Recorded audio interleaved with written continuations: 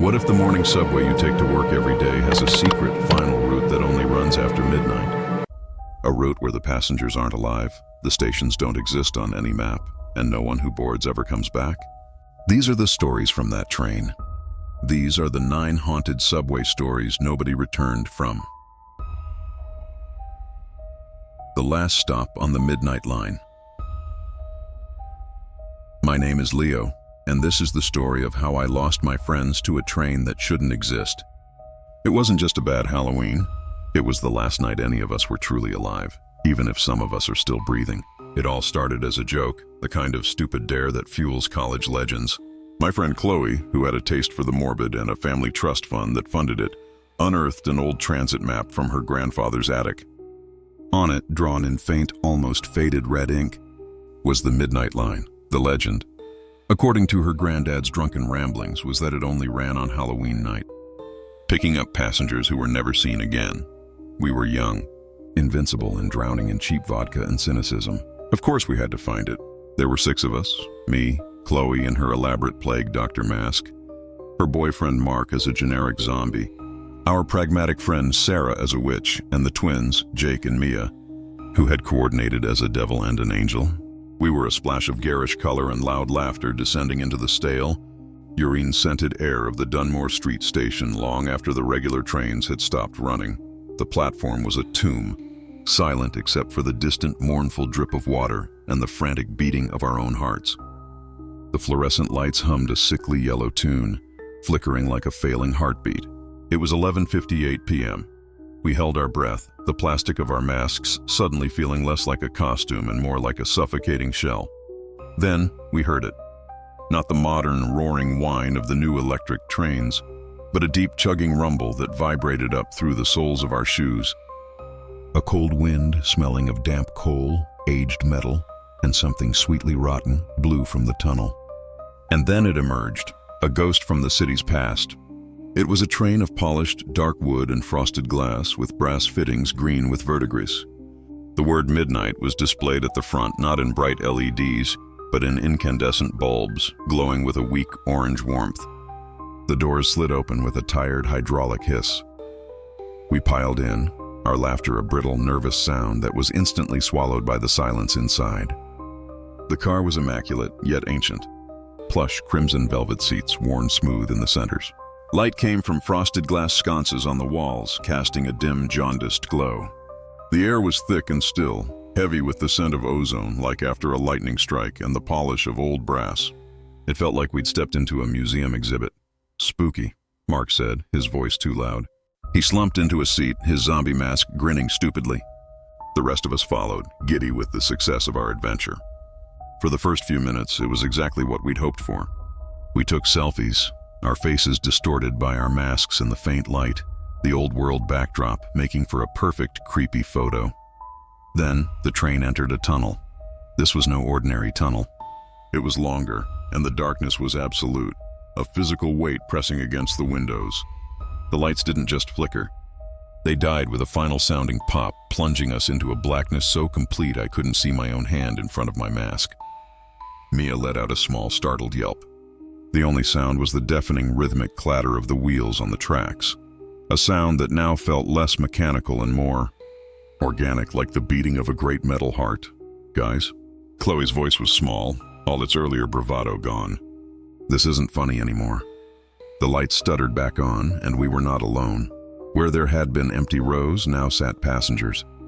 Dozens of them. They were pale, so pale their skin looked like wax paper stretched over bone.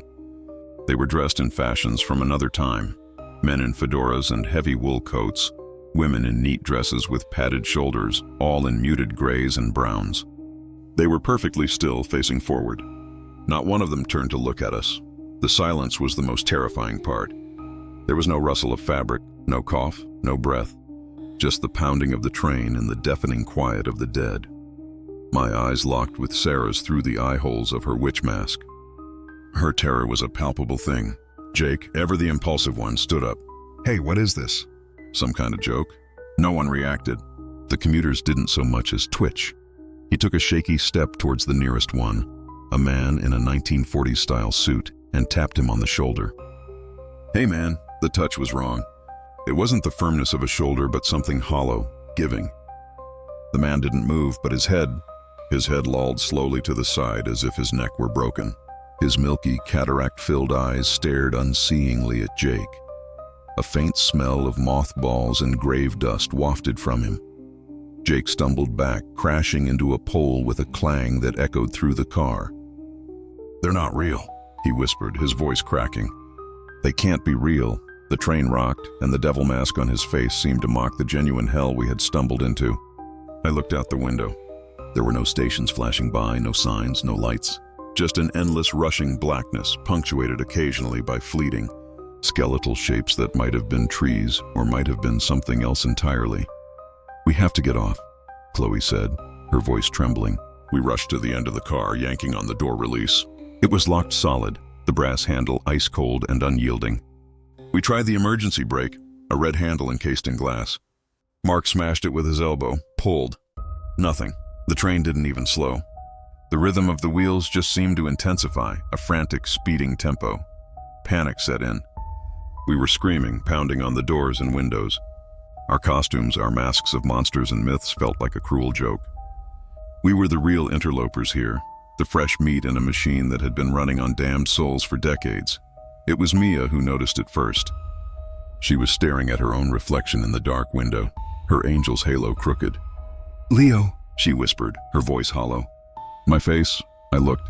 Beneath the edge of her mask, her skin was changing. It was losing its healthy glow, taking on the same waxy pale tone as the other passengers.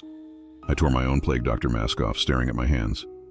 The veins were becoming more prominent, blue against a rapidly graying skin. We were becoming like them. We were being assimilated. I don't know how long we've been here. Time has no meaning in the perpetual twilight of the midnight line. The six of us are still together, sitting in a row. Our Halloween costumes have faded, the bright colors bleached to dusty shades of gray. Our masks are still on, but they're not plastic anymore. They've become a part of us, frozen expressions of the terror we felt in that first moment of realization. I can feel the stiff, leathery beak of the plague doctor grafted to my face. Sometimes, when the lights flicker, I catch a glimpse of our reflections in the window. We look just like the others now, pale, silent, dressed in the faded fashions of the era in which we were caught. We stare ahead with milky, unseeing eyes, forever passengers on a train that has no final destination, just the eternal, rattling journey through the dark. The party is over, the haunting has begun, and it is a rush hour that never ever ends. The graffiti that watches. My name is Leo, and the tunnels under this city have been my sanctuary and my canvas since I was a kid dodging transit cops. But the old Church Street station, that was always different, a place of whispers and cold. Spots, sealed behind a rusted gate with a heavy chain and a lock the size of my fist. It's where my friend Cale vanished 2 years ago on a night just like this. His spray cans found scattered near the tracks. His half-finished piece, a soaring, spectral owl, left to fade on the wall. Tonight I was here for him. This wasn't tagging. It was a eulogy in Krylon. My backpack, heavy with cans, felt like a stone on my shoulders as I used my bolt cutters on the lock. The sound was a deafening crack that echoed down into the darkness below. The gate groaned open, and the smell that rolled out was the city's oldest breath, wet concrete, decayed wood, and the thick metallic tang of the third rail. I descended the grime-slicked stairs, my headlamp cutting a solitary beam through an absolute blackness that felt heavier than any I'd known. The station was a tomb frozen in the 1970s. Faded advertisements for soda and cigarettes peeled from the walls like dead skin. A thick layer of dust and grime covered everything, muffling my footsteps. The only sound was the distant rhythmic drip of water and the hum of the active track somewhere far below, a sound that vibrated up through the soles of my worn-out boots. The air was cold, a damp, clinging chill that seeped through my jacket and settled deep in my bones. I found my spot on a vast, curved section of wall, relatively clean of other graffiti. It felt right. Cale's ghost owl would watch over this place from here. I got to work. The ritualistic shh of the shaking cans and the sharp hiss of the spray, the only sounds breaking the silence. The portrait began to take form. Cale's face, but not as it was in life.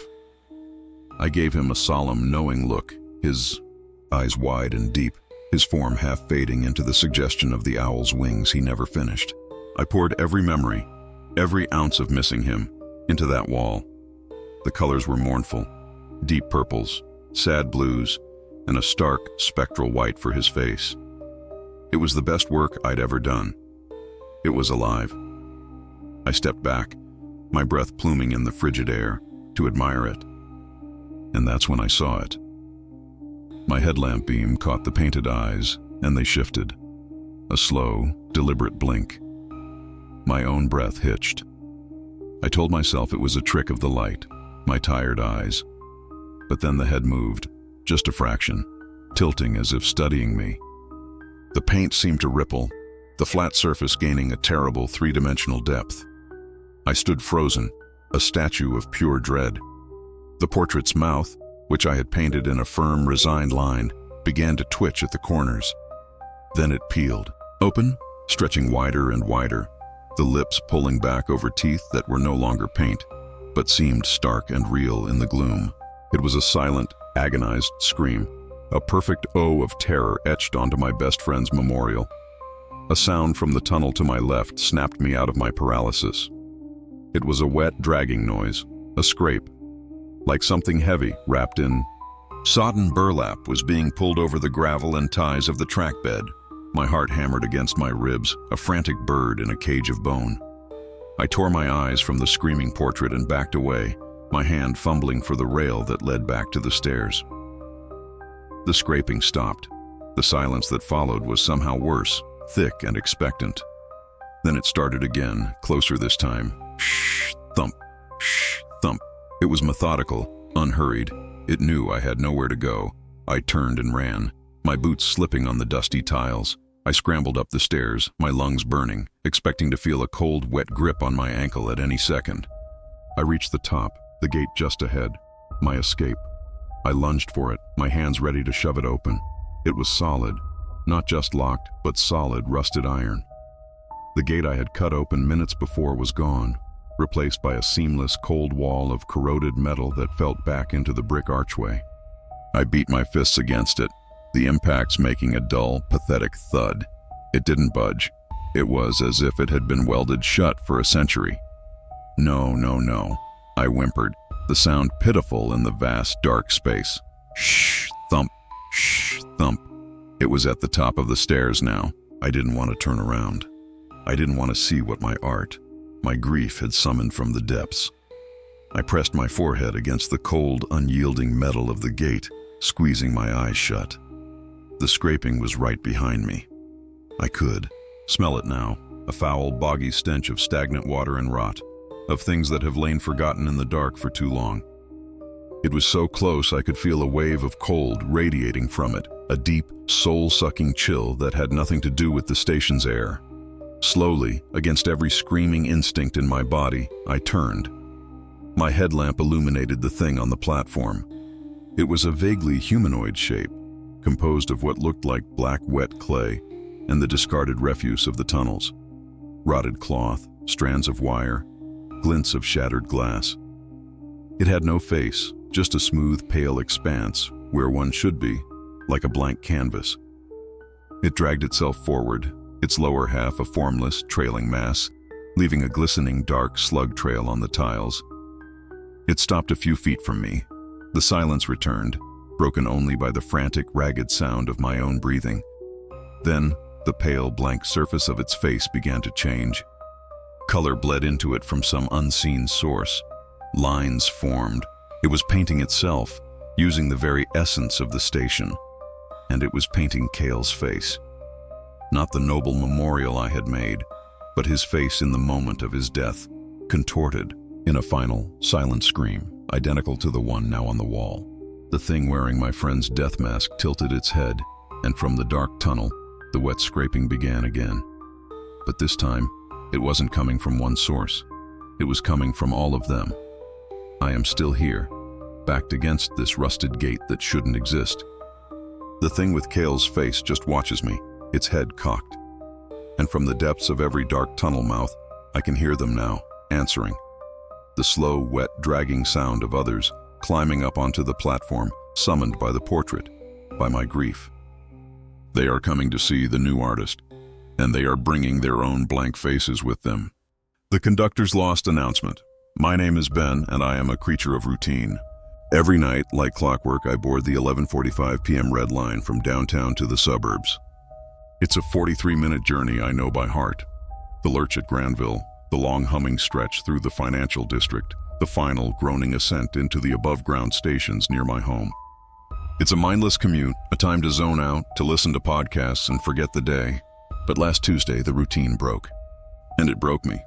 It had been a long one, even by my standards. The office was a tomb, the only light the blue glow of my monitor. By the time I trudged down into the subway, my feet ached and my eyes felt gritty. The platform was deserted the way I usually liked it. When the train slid in, its doors sighing open, I saw with a dull sense of relief that my car was empty. Perfect. I slumped into my usual seat. Halfway down the car, leaned my head against the cool glass, and closed my eyes. The first part of the journey was normal. The familiar jolts and sways, the recorded voice announcing stations in her cheerful automated drone. I must have dozed off because the next thing I knew, the train was plunging into the long, dark tunnel that runs beneath the river, the one that always seems to go on just a little too long. I sat up, rubbing my neck. That's when I noticed the silence. The hum of the train was different, deeper, more resonant. And we'd been in the tunnel for far too long. A flicker of unease, cold and sharp, pricked at my exhaustion. I looked around, still alone. The lights in the car flickered once, twice, and a low, staticky hiss emanated from the intercom speakers. It was the sound of a dead channel, a void-given noise. Then, a voice. It wasn't the recorded woman. It was a man's voice, dry and rasping, as if the words were being ground from dust and broken glass. It was broken by static, each phrase a separate, painful effort. Next, stop. A pause filled only by the rising whine of the train's motors. Another pause. The lights flickered violently, and for a second, I saw my own wide-eyed, pale reflection in the window. The end of the line. A final, horrific crackle, and then, with terrible clarity, the announcement cut out. For a single suspended heartbeat, there was only the sound of my own ragged breath. Then the train shuddered, a violent, metallic convulsion that threw me forward in my seat. A deep guttural roar erupted from beneath the floor, and we accelerated. This wasn't the smooth electric surge of a subway train. This was a runaway freight, a plunging elevator, a soul being ripped from a body. The force shoved me back into the vinyl seat, pressing against my chest, making it hard to breathe. Outside the windows, the few safety lights that usually dotted the tunnel walls vanished. Not just passed by, but were extinguished, swallowed by an absolute perfect blackness. It was a void, a nothingness so complete it felt like we were no longer in a tunnel, but hurling through the space between stars. And then the faces began. They weren't solid, not quite. They were phantoms, flashes of pure torment that materialized for a fraction of a second in the darkness outside the glass. A woman, her mouth stretched in a silent, endless scream, her eyes wide with the terror I could feel in my own gut. A man, his features melting like wax. A child, hands pressed against the invisible barrier. They came and went in a horrific slideshow, each one a fresh jolt of agony. Between them, the blackness shifted, showing me glimpses of impossible landscapes. A city of jagged, black spines under a blood-red sky, a vast, frozen plain littered with forgotten, colossal bones, a churning ocean of thick, shadowy fluid. "No," I whispered, the word torn from my lips. "Stop the train!" I stumbled into the aisle, the train rocking so violently I had to clutch the polished metal poles for balance. I lunged for the red emergency brake handle, encased in its little plexiglass box. I smashed the glass with my elbow, ignoring the shards that bit into my skin. I grabbed the cold, ridged metal and pulled with all my might. It didn't budge. It was locked in place, as immovable as a mountain. Panic, pure and undiluted, flooded my system. I needed to get out. I needed to break a window, to let some of this nightmare out, or to throw myself into it. I grabbed the emergency hammer from its case next to the door. It felt flimsy, a toy in my trembling hand. I turned to the nearest window, raised the hammer, and swung. The sound was a dull, disappointing thud. The window didn't crack, didn't even scratch. It was like hitting solid diamond. Defeated, breath sobbing in my throat, I leaned forward, my forehead pressing against the cold, unyielding glass. My own frantic breath fogged a small circle. I stared into the abyss, at the next screaming face that flashed into existence and was gone. And then slowly the fog from my breath began to clear, but the reflection it revealed wasn't mine. The face in the glass was skeletal, draped in the tattered, rotten remains of a conductor's uniform. The cap was perched at a jaunty, obscene angle on a bald, mottled scalp. The skin was pulled tight over prominent cheekbones, the color of old parchment. And it was smiling. Not a friendly smile, not even a cruel one. It was the empty, fixed smile of a skull, the lips stretched back over yellowed teeth in a rictus of eternal, meaningless amusement. Its eyes were the worst. They weren't empty sockets. They were deep, dark pits, and in their depths, I could see the same screaming faces, the same shifting, hellish landscapes that were rushing past us. It was steering us right into them. Our eyes met in the reflection. The conductor's smile seemed to widen a fraction. He didn't speak, but a thought, cold and alien, inserted itself directly into my mind. All tickets are one way. I screamed and scrambled backward, falling onto the grimy floor, kicking myself away from the window. I squeezed my eyes shut, burying my face in my hands, trying to block it out. But I could still feel the acceleration, the relentless increasing speed as we hurtled deeper into nothing. I could still hear the faint static hiss of the intercom, now a constant, whispering backdrop to the roaring engines. I am still on the train. I don't know how long it's been. Time has no meaning here. The initial frantic terror has subsided, replaced by a cold, numb dread, a resignation that is its own kind of hell. I've opened my eyes. The conductor is still there in the window, his reflection steady and clear, forever smiling, forever steering. Sometimes I look out at the void, at the endless parade of the damned, and I wonder if my face will soon be among them, a fleeting monument of terror for the next poor soul who breaks their routine and finds themselves on the last train home. The lights in the car are growing dimmer. The end of the line is still ahead. I can feel it, and the conductor never ever stops smiling. The mimic in the tunnels. My name is Frank, and for 20 years I've been a maintainer for the city's transit authority. The tunnels are my second home. Most people see a dank, dangerous hole, but I know their rhythms, the groan of settling earth, the hiss of steam pipes, the specific echo of each curve and cavern. You get a sense for it. You know what sounds belong. At least I thought I did, until the night the tunnel started talking back. My partner, a kid named Leo who was still green enough to jump at his own shadow, was with me. We were on a graveyard shift, doing a routine inspection of the old Red Line spur, a section that's been closed for repairs for months. It's dead quiet down there. No third rail power, just the drip of water and the smell of wet rock and rust. Our headlamps were the only things fighting the absolute blackness, carving out two lonely cones of light that made the shadows seem even thicker. "Place gives me the creeps," Leo muttered, his voice tight. His boots scuffed on the gravel bed, the sound swallowed by the immense silent dark. "It's just a tunnel, kid," I said, my own voice echoing more than it should. "Quit yapping and watch your step." We worked in silence for a while, the beam of my light tracing the silver gleam of the tracks, checking for stress fractures. The silence was the first thing that felt wrong. It was too deep. The usual hum from adjacent active tunnels was gone, leaving a vacuum, a listening silence. Then, from the darkness ahead, Leo's voice called out, clear as a bell. "Over here." I turned, my light sweeping past him. He was standing right beside me, his own lamp pointed down at the rail, his face pale and confused. He hadn't spoken. "What?" I asked, my skin prickling. He looked at me, his eyes wide. I didn't say anything. The silence rushed back in, heavier than before. We stood frozen, our ragged breaths pluming in the cold air. My heart was a dull hammer in my chest. It had to be an echo, a trick of the acoustics. These old tunnels could do strange things. We started moving again, slower this time. Our footsteps were the only sound. Then from behind us this time my own voice rang out. "It's just a tunnel, kid." It was perfect. The same weary tone, the same slight gravel. But it came from the blackness we'd just left behind. Leo grabbed my arm, his grip vice-tight. "Frank," he whispered, his voice trembling. "It's an echo," I said, forcing a confidence I didn't feel. "That's all. Just a weird echo. But echoes don't selectively repeat phrases spoken minutes apart. Echoes don't capture tone so perfectly it makes your own blood run cold. We kept walking, our lights dancing nervously now. The thing in the dark played with us. It replayed our entire tense conversation from moments before.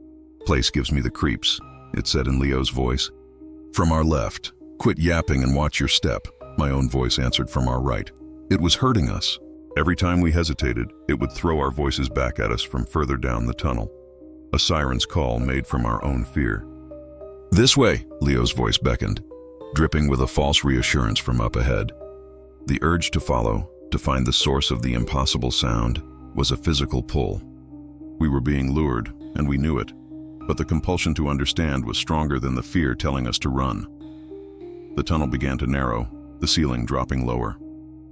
The air grew colder, so cold it burned the lungs, and it carried a new smell, the damp mineral scent of a deep cave, mixed with something else, something old and papery, like a library of dried insects. "Frank, I can't do this," Leo whimpered, his body shaking beside me, and from the ceiling directly above us, the thing repeated his whisper with horrifying precision. "Frank, I can't do this." I slowly, against every screaming instinct, tilted my head back and raised my headlamp. It was there, clinging to the damp brick arch of the ceiling like a giant, pale spider. It was humanoid, but utterly, terribly wrong. Its skin was the color of a grub, smooth and hairless, stretched tight over a long, emaciated frame. It had no face, no eyes, no nose, no mouth, just a smooth, blank oval of flesh. Its head was swiveling slowly, mechanically, from side to side. As we watched, frozen in a terror so complete it felt like death, the thing's featureless head tilted toward us. From within it, without any mouth to shape the words, our voices spilled out. It replayed our entire journey, a perfect recording. My initial greeting, Leo's nervous complaint, our panicked whispers. It was a living recorder, and we were its newest track. Then it fell. It didn't jump or climb down. It simply detached from the ceiling and landed on the gravel in front of us without a sound, its limbs folding unnaturally beneath it. It was taller than a man, and that blank face was now level with ours. A low, wet, clicking sound started deep within its torso, a sound it hadn't mimicked. This was its own voice. It took a gliding step toward Leo, one long, bone-white arm unfolding, a single needle-like finger extending from its hand. I didn't think. I acted. I shoved Leo backward hard and swung my heavy steel flashlight in a wild arc. It connected with the thing's torso. The sound wasn't a thud of impact, but a sickening wet crunch like stepping on a rotted log. The thing didn't cry out. It didn't stagger. It just stopped, its blank face turning slowly to regard me. And then, from its faceless head, it replayed the sound of the impact. The crunch of its own body, followed by my own grunt of effort. Perfectly. That's when I truly understood. It didn't feel pain. It just collected sounds. I turned and ran, pulling a sobbing Leo with me. We didn't look back. We just ran through the suffocating dark, our boots pounding, our breaths coming in ragged gasps. And the whole time, from right behind us, we could hear the perfect, crystal clear sound of our own frantic footsteps and terrified breathing, played back to us as a relentless, mocking soundtrack to our escape. We made it out. We slammed the heavy service door shut, bolted it, and collapsed. They think we're crazy. They say it was a gas leak, shared hallucinations. But I know what I saw. I know what I heard. And sometimes late at night, when the city is quiet, I hear it. Not from the tunnels, but from the quiet of my own apartment. A drip of water from the tap. The creak of a floorboard. And underneath it all, so faint it's almost imagination, I can hear the soft, wet click of a recording that's not yet finished. It's still collecting, and it remembers my voice. The ticket to nowhere. My name is Alara Vance, and my grandfather fought in the Second World War. He came back a different man, they say, haunted not by what he saw on the battlefields, but by something he brought home in his duffel bag, a profound, unshakable melancholy. He died long before I was born, but I've always felt a connection to him, a pull towards that era of swing music and sacrifice. I collect its artifacts, victory cookbooks, ration tokens, old issues of Life magazine. It's a harmless hobby, a way to touch a past I romanticize. I never thought it would reach out and touch me back. It was Halloween, and a thick, drizzling fog had settled over the city, blurring the streetlights into hazy orange orbs. I was late, hurrying down into the 14th Street station, the damp chill seeping through my coat. The platform was unusually deserted, the only sound the distant, mournful wind tunneling through the dark. As I rushed towards the stairs, my foot scuffed against something on the grimy concrete. It was a small, stiff rectangle of cardboard. I picked it up. It was a subway token, but unlike any I'd ever seen. It was thicker, made of a kind of compressed cardboard, and printed in faded red and blue ink. On one side, it read "One Fare." On the other, the date was stamped clearly, OCT 31, 1945. A shiver, entirely separate from the cold, traced a path down my spine. October 31st, 1945, the first Halloween after the war ended. The world must have been trembling on the edge of a new, unknown future, grieving and hopeful all at once. It felt like a sign. I clutched the token in my gloved hand, a direct line to a ghost. That's when I saw the turnstile.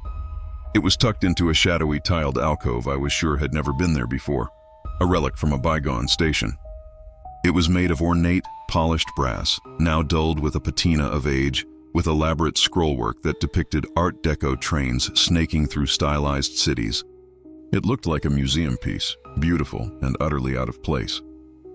The modern electronic turnstiles stood to its left and right, their red no entry signs glowing, but this one was dark, silent. A crazy idea bloomed in my mind. A test, a silly, superstitious test. I walked towards the antique turnstile. The air around it was several degrees colder, and it smelled faintly of ozone and old perfume. With a trembling hand, I slid the 1945 token into the narrow slot. For a moment, nothing happened. Then, with a heavy, resonant clunk that echoed with a shocking finality in the empty station, the brass bar unlocked. I pushed it, the mechanism groaning with the weight of decades, and stepped through. The moment I cleared the turnstile, the sounds of the modern station, the hum of electricity, the distant rumble of a far-off train vanished. The silence was immediate and profound, a blanket of cotton wool smothering the world. The lights on the platform seemed to dim, the colors leaching away until everything was cast in a sepia-toned gloom. And then I saw the train. It was waiting at the platform, silent and impossibly long. It wasn't the grimy, graffiti-streaked aluminum I rode every day. This was a thing of polished, riveted steel, with rounded edges and wide, slatted windows. The destination sign above the front car was a mechanical flipboard, the black letters stark against the white background. It didn't say Uptown or Brooklyn. It read, Victory Line. The doors hissed open, a sound of releasing air pressure, not electricity. The interior was a warm, dim cave. I could see plush maroon velvet seats and polished wooden trim. Almost without thinking, driven by a curiosity that had overridden every survival instinct, I stepped inside. The doors sealed behind me with a soft, definitive sigh. The train began to move, but it was utterly, unnervingly silent. There was no roar of motors, no clatter of wheels. It was as if we were gliding on a cushion of air. That's when I noticed the other passengers. They were frozen. A man in a wide-lapelled overcoat and a fedora, holding a yellowed newspaper. The headline screamed, "Japs surrender!" in a font I knew from my history books. A woman in a neat suit with padded shoulders, her gloved hand resting on a patent leather handbag, stared vacantly at the black window. A young sailor, his face clean and unlined, looked as if he were about to whistle. They were perfectly preserved, like insects in amber. The air was thick and still, smelling of stale tobacco, old wool, and the faint, sweet scent of decay. I stood in the aisle, my heart hammering against my ribs. We weren't moving through tunnels. Outside the windows was a roiling, formless gray like static on a dead television channel. There were no stations, no lights, just the endless, rushing void. And then the sailor turned his head. It wasn't a quick, natural movement. It was slow, stiff, the motion of a rusted gear being forced to turn. His neck creaked audibly. His eyes, which a moment before had been bright and vacant, were now hollow, dark pits. They fixed on me. A soft, collective rustle of fabric filled the silent car.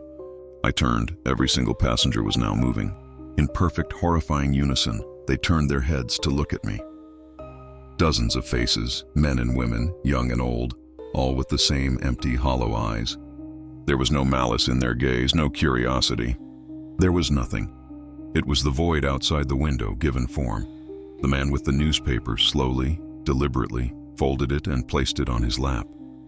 He never broke eye contact. The woman with the handbag tilted her head, a marionette with its strings adjusted. The clicking of their stiff necks was the only sound, a dreadful percussion to our silent journey.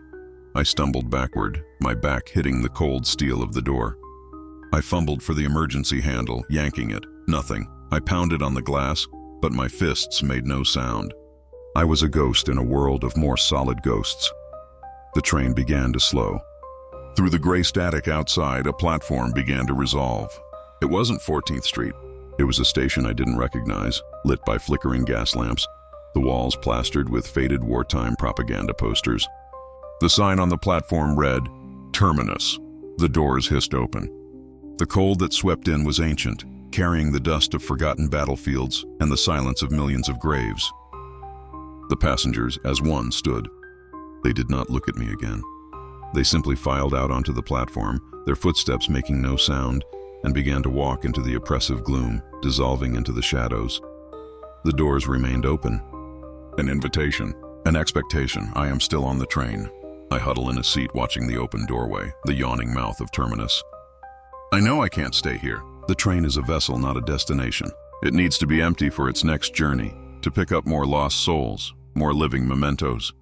I can feel the pull of that platform, a terrible gravitational sadness. My grandfather's melancholy. This is where it came from. This is the back that the train is heading to. It's not a place on a map. It's the end of the line for hope, for time, for everything. And my ticket, it seems, was always one way. The subway sleeper. The 1:15 a.m. express is a ghost ship. I'm its captain by necessity, not choice. For 6 months since the layoff, I've been working the overnight security shift at a data firm in a steel and glass tower that's empty by 7 p.m. The commute is the worst part. That long, silent ride through the city's veins, just me and my own tired reflection in the dark glass. You get used to the solitude, you even start to crave it. So, when I stumbled into the rattling southbound car that night, my heart actually lifted at the sight of another passenger. They were slumped in the corner seat by the connecting door, face completely obscured by a bulky dark coat pulled up over their head. A beanie was tugged down low, covering any hint of hair. Just another soul defeated by the day, catching a few precious minutes of sleep before their stop. I felt a kinship with them, this anonymous sleeper. We were both members of this secret, tired society of the night. I took a seat diagonally across near the other set of doors and let out a long sigh. The train pulled out of the station with its familiar lurch and settled into the rhythmic clack, clack, clack that usually lulled me into a half-doze. I pulled out my phone, scrolling through nothing, the blue light a tiny campfire in the vast, dark cabin. Minutes bled together. The train rocked. The lights flickered in that familiar way they do, and the automated voice announced empty, darkened stations. It was during one of these long, silent stretches between stops that the first thread of unease began to weave itself into my fatigue. The sleeper hadn't moved. Not a twitch, not a readjustment, not the subtle rise and fall of breathing. They were as still as a mannequin. I chalked it up to deep sleep, the kind of exhaustion I knew well. But as station after station flashed by, the absolute stillness became profound, unnatural. I found myself staring, my phone forgotten in my lap. The train car was cold, but a deeper chill was settling in the pit of my stomach. The only sound was the train itself and the thud of my own heart, which was beginning to beat a little too fast. Maybe they're just a really still sleeper, I told myself. Maybe they're ill. But the posture was wrong. It wasn't the relaxed slump of sleep. It was a rigid, almost deliberate collapse. Then I saw the liquid. It was a dark, almost black trickle seeping out from under the seat of the sleeper. At first I thought it was spilled soda, but it was too thick, too viscous. It oozed, not flowed, creeping across the grimy floorboards in a slow, deliberate tide. It caught the dim overhead light with a faint, oily sheen. And the smell. A new scent cut through the train's usual aroma of ozone and disinfectant. It was coppery, like old pennies, mixed with something sickly sweet, like rotting meat left in the sun. My mouth went dry. Every instinct screamed at me to get up, to move to the next car, to pull the emergency brake. But I was frozen, a spectator to my own growing horror. The pool widened, inching closer to my shoes. I could see now that it was dripping from the bottom of the coat, a slow, steady drip. Drip, Drip onto the floor. My stop was next. Riverview. The thought was a lifeline. I just had to get off. I didn't have to understand what was happening. I just had to escape it. The train began to slow, the brakes emitting their familiar high-pitched screech. The deceleration was sharper than usual, a sudden jarring lurch that shook the entire car. The jolt was violent. It shook the sleeper's figure. The coat, precariously balanced, slid backward. It didn't reveal a head. There was no face, no hair, no skin. Where a head should have been was a pulsating, fleshy mass, the color and texture of a raw liver. It was veined with dark purple and throbbed with a slow, rhythmic undulation. And across its surface, eyes were embedded. Not two, dozens. They were of different sizes and shapes, some human, some disturbingly animalistic, glassy and black like a shark's, slitted like a goat's. They were all closed, the lids twitching as if in deep REM sleep. I let out a strangled gasp. Stumbling backward and hitting the doors, the train came to a complete stop. The doors on the platform side hissed open, letting in a blast of cool, fresh night air. Salvation was right there, and then, as one, every single eye on the fleshy mass snapped open. They didn't focus. They swiveled independently, wildly, taking in the ceiling, the floor, the seats. And then, one by one, they all rotated and fixed their gazes on me. A deep, wet, gurgling sound emanated from the base of the mass. The entire form shuddered. A long, thin limb, boneless and pale, slid out from under the coat, its tip pressing against the floor as if testing its weight. The doors began to beep, their warning signal that they were about to close. I was paralyzed, trapped in the gaze of those countless unblinking eyes. The thing was stirring, pulling itself upright, the coat falling away to reveal more of that shifting, monstrous form. The beeping stopped. The doors hissed shut. The sound was a death knell. I was locked in. The train gave a slight jolt and began to move again, pulling away from the brightly lit platform, from the world, back into the dark tunnel. I am still in the car. I've backed into the farthest corner, my body pressed against the cold steel. The thing is fully awake now. It has unfolded itself from the seat, a tangle of unnatural limbs and that central, watching mass. It doesn't advance. Not yet, it just observes me. Every eye is on me, studying me, drinking in my terror. It sways slightly with the motion of the train, a hideous parody of a commuter holding a strap. The smell is overwhelming now, a slaughterhouse stench. I can hear a wet, clicking sound coming from within it, the sound of 1,000 tongues moistening 1,000 eyes. The train is picking up speed, racing into the heart of the night. It has no more scheduled stops, and the sleeper is no longer sleeping. The shifting map. My name is David, and I am a man who thrives on order. Spreadsheets, schedules, 5-year plans, these are the pillars of my existence. I came to this city for a single, well-defined business meeting, a tidy affair that wrapped up by 4 p.m. My plan was simple: take the blue line from downtown to the King Street station, a straight shot, and be at the airport with 2 hours to spare. I had printed the map. I had studied it. I was in my own mind prepared for every eventuality. I was not prepared for the map to change. It started with a wrong turn.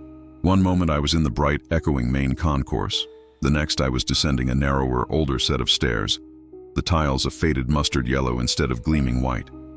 The air grew heavier, cooler, smelling of damp concrete and something else. A faint, coppery tang like old wiring. The platform I found myself on was nearly deserted, lit by flickering fluorescent tubes that buzzed like angry insects.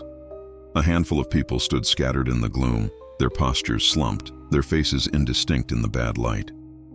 They were so still they could have been statues. I checked the large illuminated map on the wall, its primary colors a familiar beacon.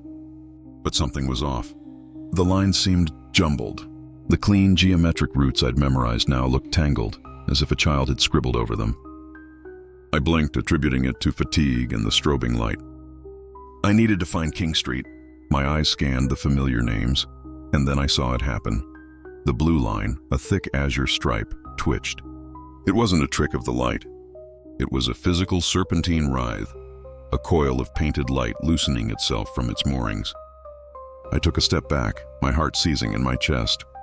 This wasn't possible. I was hallucinating. The stress of travel, the bad air. But it continued. The other lines began to move, slithering across the map like brightly colored snakes, detaching from stations and reconnecting in impossible, nonsensical configurations.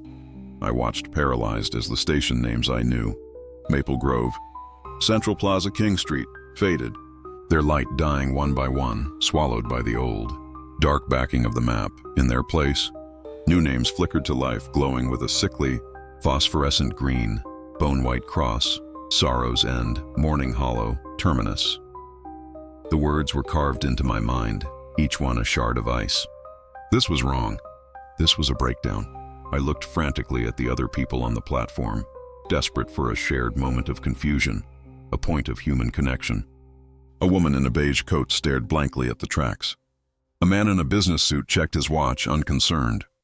None of them so much as glanced at the twisting, living cartography on the wall. It was as if I were watching a different reality, one projected solely for me. A low rumble built in the tunnel, the sound of an approaching train. A wave of relief, thin and desperate, washed over me. A train meant escape. I could get on, get to the next stop, any stop, and get out of this nightmare. The train slid into the station, but it was wrong. It was an older model, its steel body scarred and rust-streaked, its windows so grimy they were almost opaque. It moved with a strange, hushed silence, its wheels making no sound on the tracks. It stopped, and the destination sign above the driver's cab was lit with that same vile green. It read, Morning Hollow. The doors hissed open directly in front of me. The interior was not just dark. It was a perfect pitch-black void. No lights, no reflections, nothing. And from that blackness billowed a smell that made my knees weak. The rich, cloying and unmistakable scent of wet soil and profound decay, of a grave freshly turned in a forgotten wood. No, I whispered, stumbling backward. No way, but an unseen force took hold of me. It wasn't a hand. It was a pressure, a vacuum, a gravitational pull emanating from that open doorway. It wrapped around my chest, my legs, and yanked me forward. My polished leather shoes skidded on the gritty platform. I grabbed for a pillar, my fingers scraping against the cold, rough concrete, but the pull was irresistible. I was a leaf in a gale. I cried out, a short, choked scream, and my voice was swallowed by the blackness inside the train. The few other passengers remained motionless, uninterested, as I was dragged off my feet and pulled across the threshold. The darkness was immediate and absolute. It was a physical substance, cold and heavy, pressing in on me from all sides, filling my mouth and nose with the taste of dirt and rot. The doors hissed shut behind me, cutting off the last view of the flickering platform. I was on my hands and knees, blind, on a floor that felt like packed damp earth. Then, from the void ahead, I heard a soft, dry scraping sound, like something being dragged. Suddenly, the train lurched into motion, a silent, sickening acceleration that pressed me into the foul, earthy floor. I squeezed my eyes shut, but the darkness was the same. I don't know how long I've been here. Time has no meaning in the absolute black. The train never stops. It only accelerates, faster and faster, a silent projectile hurtling through nothingness. The scraping sound comes and goes, sometimes closer, sometimes farther away. I can feel other presences in the dark with me, things that brush past me with a dry rustle or emit a low, guttural breathing. I dare not speak. I dare not move. The last thing I saw, as the train doors closed, was the map on the platform wall. The lines had settled back into their familiar, orderly patterns. The station names were all back to normal. But as the darkness took me, I saw one final horrifying detail. A new tiny green dot had appeared on a spur line that didn't exist before. And next to it, in that same cursed script, was a new name. It was my name, David's Folly. The map had reset. It had updated its records. And I was now, and forever, a permanent destination on the line of the lost. The Reflection Protocol. My name is Marcus, and for the last 3 years, my life has been measured in the slow, silent crawl of a clock from 11 p.m. to 7 a.m. I'm a night watchman for the city center subway station, a sprawling, multi-level relic that's practically a ghost town after midnight. My kingdom is a small, windowless office smelling of stale coffee and warm electronics. My throne, a worn swivel chair facing a bank of 16 grainy monitors. My duty, watch for nothing because nothing ever happens. You check for homeless folks seeking shelter, for drunk kids who missed the last train, for the occasional rat bold enough to scuttle across the platform in full view of camera 3. It's a job of profound, soul-numbing boredom. And then I found the anomaly in Camera 7. Camera 7 covers the westbound platform of the old Red Line spur, a section that's been scheduled for renovation for a decade. The tiles are cracked, the benches are splintered wood, and a fine layer of grime coats everything. It's the deadest spot in the entire station. I was reviewing the previous night's footage, fast-forwarding through the emptiness, when I saw it. The timestamp read 3:15:04 a.m. A figure stepped into the frame. It was tall, wrapped in a cloak of a black so deep it seemed to swallow the weak ambient light. It didn't walk from the stairs or the tunnel. It was just there. It stood perfectly still, facing the wall where a faded advertisement for a long-defunct soda was peeling away. It didn't move. Not a twitch, not a shift in weight. For exactly 1 minute, as the digital seconds ticked by, it remained a statue. At 3:16:04 a.m., it was gone. Not walking away, just vanished. A prank, I thought. A weirdo in a costume. But something about its absolute stillness was deeply wrong. I rewound, checked the night before. 3:15 a.m. There it was again. The same apparition, the same unnerving stillness. I went back a week. Every single night, 3:15 a.m. to 3:16 a.m., a 1-minute visitation. The reflection protocol, I named it in my head, a bit of gallows humor to keep the creeping dread at bay. Curiosity is a dangerous poison for a bored man. The next night, my heart was a drum against my ribs. At 3:10 a.m., I left the security office, a heavy mag light in my hand, its weight a small comfort. The station was a cathedral of silence. My footsteps echoed, a solitary intrusion. The air on the Red Line platform was colder, the smell of dust and decay more pronounced. I positioned myself near the bench, my back to the tracks, facing the same wall the figure always stared at. To my left was a modern, polished metal advertising panel, its surface a dark, mirrored slate waiting for a new ad, 3:14 a.m. The silence was absolute. 15 a.m., a wave of cold washed over me, a deep bone-ache chill that had nothing to do with the station's ventilation. The air grew still and heavy, pressing in on my eardrums. And then it was there, 10 feet away, the dark cloak. It hadn't arrived.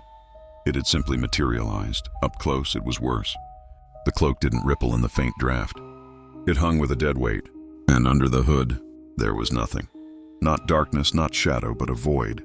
A perfect, featureless absence that made my eyes water and my brain stutter, trying and failing to process the nothingness where a face should be. I stood frozen, my flashlight forgotten at my side. I couldn't have run if I'd wanted to. The thing was utterly motionless, just as it was on the tape. But then, after what felt like an eternity, it moved. A pale, skeletal hand emerged from the folds of the cloak. The fingers were too long, the joints too pronounced. It didn't turn to look at me. It didn't need to. It slowly raised its arm and with one of those unnerving fingers pointed. Not at me. It pointed at my reflection in the dark, polished surface of the advertising panel. My breath hitched. I was still standing rigid, my face a mask of pure terror. But the Marcus in the reflection, he was different. He was relaxed. His shoulders were slumped, not with fear, but with a casual indifference. And he was smiling. A wide, easy, genuine smile that I hadn't worn in years. My real body began to tremble. This wasn't happening. This was a stress dream, a hallucination from sleep deprivation. The reflection Marcus then lifted his own hand. But he didn't point. He gave a slow, friendly wave. And then he turned. He turned away from me from the panel and he took a step. But he wasn't stepping away from the glass. He was stepping out of it. The polished metal surface rippled like dark water, and he passed through it as if it were a curtain. He landed on the grimy platform with a soft, solid sound, the sound of a real foot on real concrete. He didn't look back. He just started walking, his gait easy and confident, down the platform towards the dark mouth of the tunnel, and he vanished into the shadows. The moment he disappeared, the paralyzing hold on my body broke. I gasped, stumbling forward, my hands slapping against the cold, solid, unyielding surface of the advertising panel. It was just a sheet of metal. It had always been just a sheet of metal. The cloaked figure was gone. I ran. I don't remember the sprint back to the office, the frantic locking of the door, the hours I spent huddled in my chair, staring at the live feed of Camera 7, which showed only an empty platform. When When the day shift guy relieved me, he asked if I was sick. I must have looked it. I called in sick for a week. But you can't hide from a thing like that. I'm back at work now. The job is the only thing I have, but everything is muted. The coffee has no taste. The world feels thin, like a worn-out photograph. The colors are less vibrant, the sounds are muffled. It's as if I'm a ghost in my own life. And sometimes, when I'm walking through my apartment, I'll catch a glimpse of myself in a mirror. For a split second, just before my reflection settles into mimicking my movements, I see him, the other me, the one who stepped out of the glass, and he's still smiling. He's out there, somewhere in the city living my life, and I'm trapped here in the reflection, fading a little more with every passing day. The protocol is complete, and I'm the one who is left behind. The end of the line is a mouth. I am the 2:17 a.m. Express, car 5874, for 27 years. My wheels have sung the same song against the steel, a rhythmic clack, clack, clack that is the heartbeat of the city at night. I know the scent of ozone and brake dust, the weight of tired bodies in my seats, the gentle sway of my cars as I navigate the familiar dark curves. I am a vessel of routine, a chariot of the weary, and I have always known my purpose.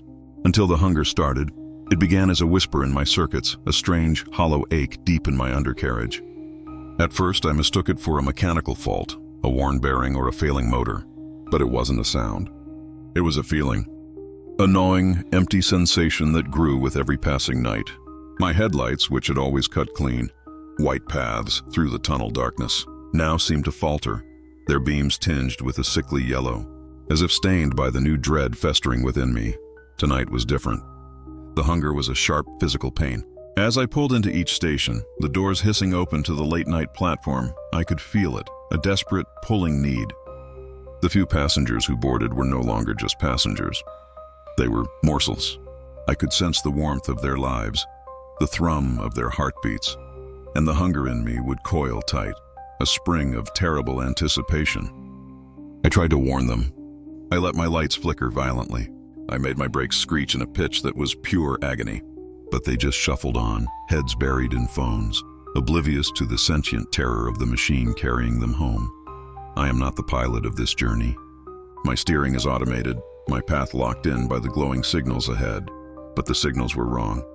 They were a deep, bloody red I had never seen before, leading me away from the familiar above-ground stations, down into a deeper, older part of the tunnel system I didn't recognize.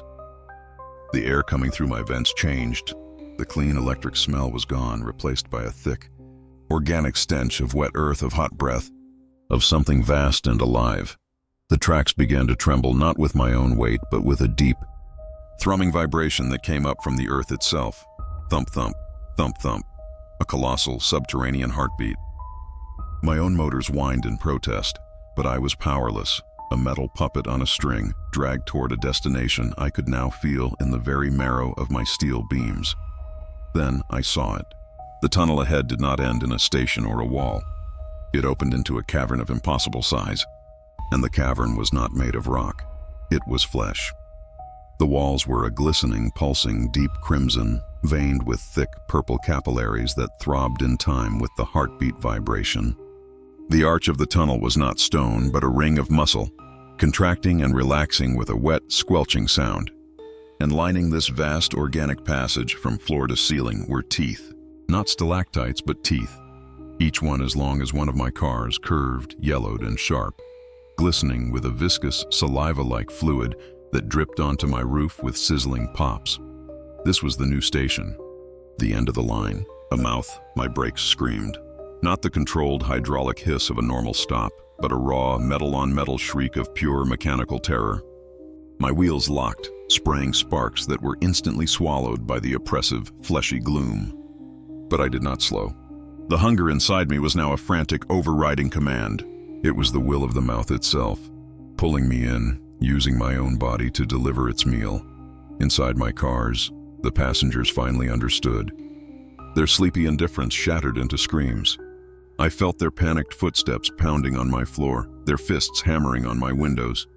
I tried to hold my doors shut, to rebel for a single glorious second, but the command was too strong.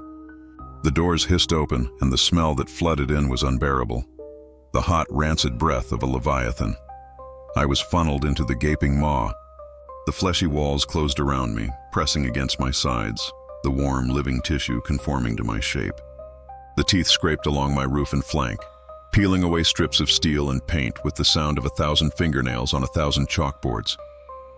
The passengers' screams reached a crescendo, a final unified chord of human terror, and then they were cut off one by one as the mouth swallowed them, sucking them from my seats out into the digestive darkness. I am still moving, being digested. The acids in the air are eating away at my components, my paint blistering, my metal frame groaning as it is compressed in the rhythmic peristalsis of this thing's gullet. The hunger I felt is gone, replaced by a horrifying shared satiation. I was not the hunter, I was the utensil. The last thing I perceive is the sound of the massive fleshy jaws closing far behind me, sealing with a final, wet, satisfied thud. The darkness is now absolute. The only sensation left is the slow, relentless dissolution of my being. I was the last train of the night. I delivered my cargo, and now I am just a scrap of metal in the belly of the beast, waiting. The city will sleep unaware. The tracks will be cleared, and I know with the last fading ember of my consciousness that when the next Halloween night falls, a new train will feel the first pangs of a gnawing hunger, and the tracks will once again lead home to the mouth. Thought your commute was scary? You haven't heard anything yet. Dive into the tunnels where reality ends and nightmares begin. From a train that feeds on its passengers to a graffiti portrait that watches you back. These are tales that will haunt your every ride home. Watch till the end, if you dare. Like, share, and subscribe for more bone-chilling horror stories. Sound of a deep guttural growl echoing in a tunnel. Question for you. If you heard a voice from the dark tunnels calling your name, would you run or would you answer? Comment your answer below.